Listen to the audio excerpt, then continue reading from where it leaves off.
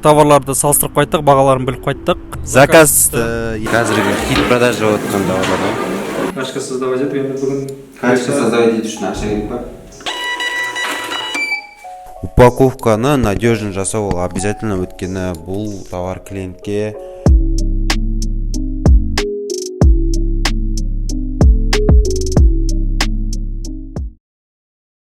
Ассалаумағалейкум достар, біздің бүгін өзімнің ученикімен бірге товарды ота доя салу рубрикамның екінші часті басталды. Бізге алдыңғы частьта көргендеріңіздей мына жерде ссылкасы болады. Сол жерде біз товарды барып ниша таңдап, закуп жасап үстін істедік. Закуп жасаған жоқпыз біз. Товарларды салыстырып қайттық, бағаларын біліп қайттық. Енді визиткаларын алып қайттық еще. Сосын біз визиткалар арқылы оның фотоларын алып, редактировать етіп, карточка салдық. Енді сол карточкаларға заказ. Енді соны біз қазір базарға барып закуп жасаймыз. И иншалла упаковка жасап, штрих-код жапсырып, и складқа апарамыз. Соны қазір біз процессті көрсететін боламыз. Ал именно қазір біз карточка салған процессті көрсеткен жоқпыз. Қалай оны дұрыс салу керек екенін, қанша карточка, иншалла оны тағы да бір видеода мүмкін айтатын боламыз. Тағы да лайфхактары, оны қалай біреу фишкаларын білгіңіз келсе, маған инстаграмға жазыңыз, астында описанияда болады. Мен инстаграм иншалла сол жерде бөлісетін боламын. Так что вот кеттік онда базарға. Жас күнінде жайнаған масатыдай жер сұлу, аққу қаздар тойлаған айдың шалқар көл сұлу.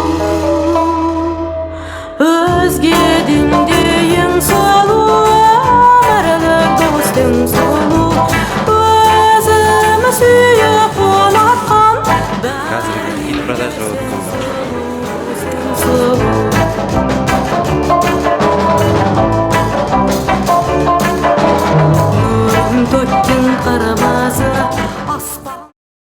Достар, біз қазір уже закуп жасап келдік. Товарлардың бәрін алдық. Че не дейсің? Что не дейміз? Көрсетейік товарлар. Товарлар. Міне Біздік қосма. Пакет жыртылып. Нормально.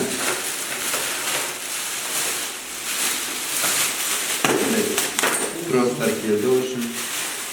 Трос білесіз ба, қандай трос екен?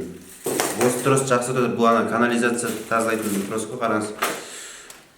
Бүйтіп алады да, көрініп тұр ма? Бүйтіп алатынан бүйтіп мусор тастайды да, бүйтіп жұтып алады ғой үшін. Осындай тростардан заказ келді ғой ше. Иногда мелочтар ғой, бір заказдан осындай мелочтар, массажер, қасықтар, бұл қалғандарын көрсетпеді. Вообще 10 заказ істеу, короче.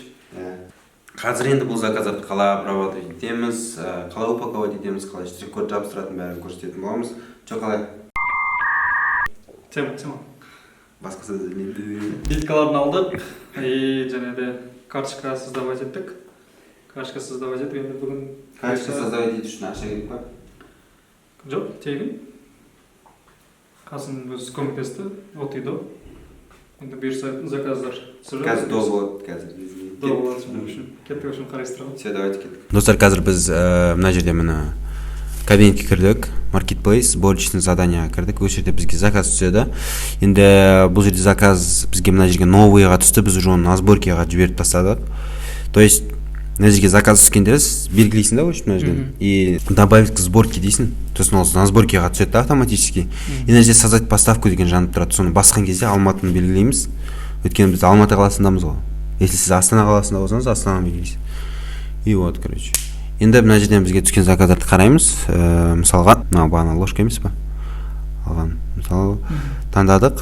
Енді оны распечатать этикетки добавить товар поставку деп жазамыз. И все, осы штрих-кодты енді біз X-принтер арқылы шығарамыз. X-принтер специально штрих-кодтарға арналған. Если сізде X-принтер болмайтын болса, сіз полиграфияға барып, осы штрих-кодты просто шығарып ала саласыз.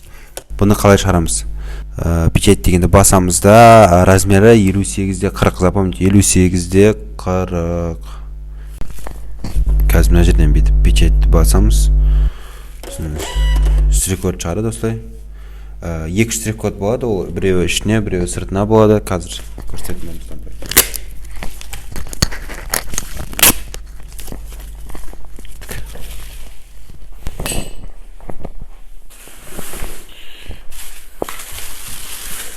На примере алатын болсақ, біз мына товардың штрих-кодын шығардық. Мынаны жапсыр.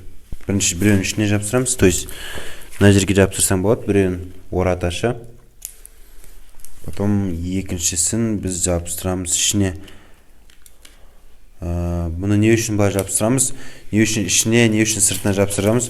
Өйткені анау ішіне жапсырған кезде, мысалы ішінде бір штрих-код болмайтын болса, тек сыртына жапсыратын болсақ, клиент бұны қабылдап алған кезде товарды не то заказ беріп, или товар ұнамай қалатын болса, ол кісі возврат жасайды. Оның упаковкасын шешіп тастағаннан кейін сыртындағы этикеткасы түсіп қалады. Сол үшін біз ішіне біреу тапсырамыз. То есть ішінде біреу болса, кассада тұрған адам бұны қайттан қабылдап сізді возвратқа жіберетін болады. Сол үшін біз екі штрих-код жасаймыз, Түсіндім. Түсінді.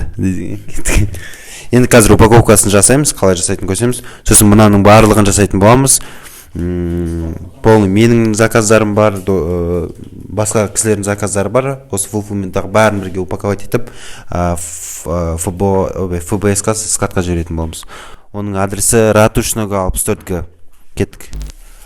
Достар, міне бізде қазір упаковка жасайтын жер. То есть бұл жерде бізде пупырчатый пленка. Пупырчатый пленканы осыған алып, қазір надежный упаковка жасайтын боламыз. Упаковканы надежный жасау ол обязательно, өткені бұл товар клиентке целости и сохранности жету керек. Қазір Азиз упаковка жасап жатыр. Қазір упаковканы қалай жасайтын көреміз. Нужный размерде кесіп алды.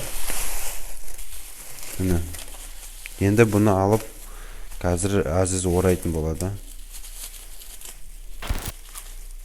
Пупырчатый пленка бізге не үшін? Өткені бұл удар бір нәрсе болған кезде товарға қатты зақым келмес үшін жасалатын нәрсе. Келесі процесс бізге ол термопоилка. Мынаны қазір басып, екі алдымен артын қосаттық көшім упаковкасына. Жапсырады. Жапсырады. Қазір арт жағын істеді.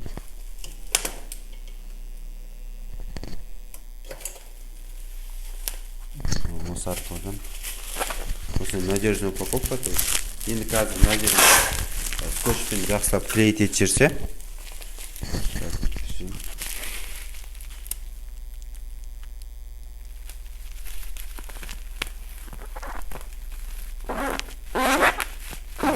Енді бізде не қалды? Штрих-кодты енді сыртына жапсырады келіп тұр. Штрих-кодты енді сыртына жапсырады. Жақсылап жапсырады. Одан кейін майыспау керек, штрих-код. Штрих-код майыспау керек, ровно болу керек. Бұл тур осылай біз енді надежный упаковкамен барып ФБС-ның складына жіберетін боламыз. Қазір барлығынан упаковка жасаймыз. Апарып жіберіп жатқан кезде сізге қалай жіберу керек, кімге беру керек, не істеу керек екенін ары қарай көрсететін боламыз. Будьте на связи.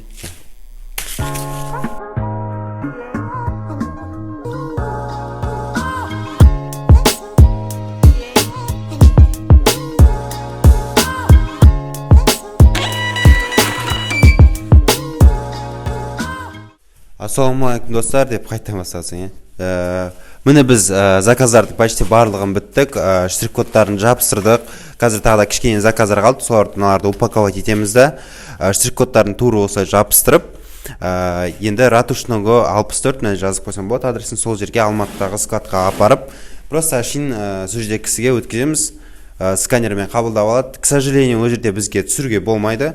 Сондықтан былай айтқанымыз дұрыс болды деп шештік.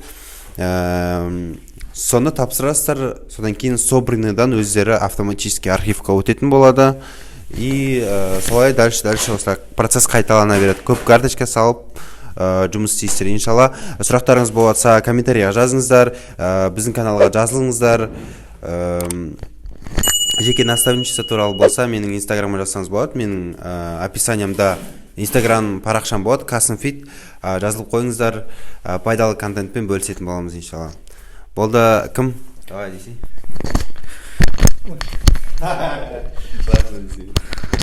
Айдархан, бірінші саған үлкен рахмет, от полностью аз уақыттың ішінде полностью үйреніп шықтым от и до.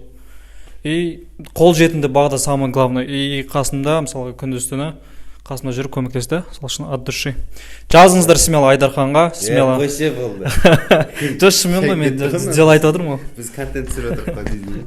В общем, сол барлықтарыңызға сау болғанша, көріскенше подписаться етіңіздер.